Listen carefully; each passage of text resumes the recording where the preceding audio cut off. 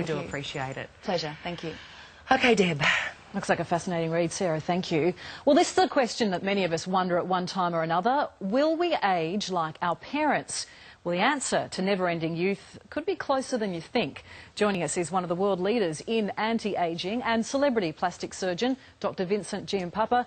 Thanks for joining us, Doctor. Nice meeting, my pleasure. Well, firstly, how important are genetics to the way that we age? Can we escape this DNA destiny, as it were?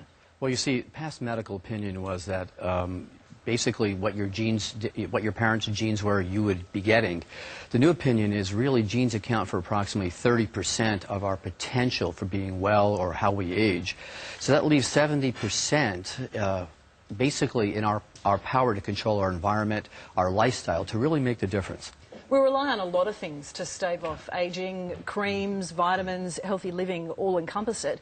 But can we do anything to look after our DNA? Well, I think the most important thing we've learned at both the research level and clinical level is, number one, is to prevent damage to our DNA, and number two is to help DNA repair itself. Because DNA is really the blueprint inside each one of the 100 trillion cells of our body that dictate our potential for health and how we age.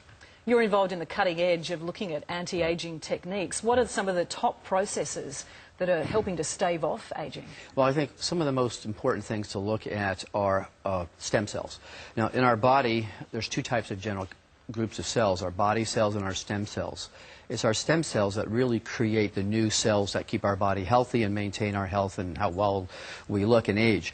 So those stem cells produce things called growth factors. And growth factors, now we know, are really the secret to keeping our body healthy at all levels and how we look, how we age, and particularly our skin.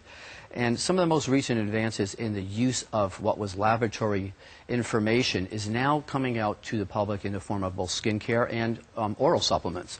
And particularly the new Luminous product line that has come out with topical skincare using growth factors that actually allow our body to help heal itself or restore itself at the level of skin wrinkles and aging itself. Sounds extraordinary. And another technique that's being explored is organ replacement. It sounds fairly extreme to prevent getting old. How does that work? Well, you know, organ replacement is a whole nother type of area where we're starting to use the potential of stem cells.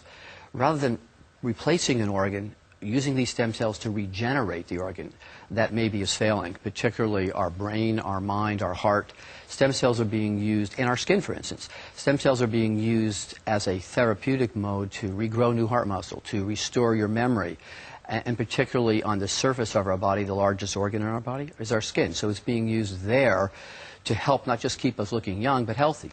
And finally, we were talking about cryogenics earlier. Yeah. Do you see a time where we might live, not forever, but perhaps for very extended times, and why would we want to? Well, you know, it's interesting because the cryogenics has been something we've known about for decades.